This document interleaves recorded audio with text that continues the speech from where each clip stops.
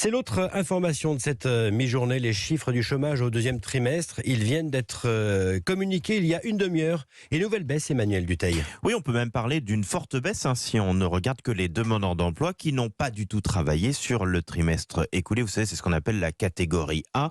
Baisse de 1,3%. La baisse est notamment forte chez les plus jeunes. Si on ne regarde que le mois de juin, pour la première fois depuis le début de la crise sanitaire, les demandeurs d'emploi jeunes sont plus proches du niveau de chômage d'avant-crise que les autres catégories de la population. Alors, il y a quand même malgré tout toujours plus de 200 000 chômeurs en plus depuis le début de cette crise sanitaire. Alors cette fois, je vous propose de regarder tous les demandeurs d'emploi et donc ceux notamment qui ont eu une activité également très réduite ces derniers mois. Là, la baisse sur le trimestre écoulé est plus faible. Elle est quand même d'un demi-point.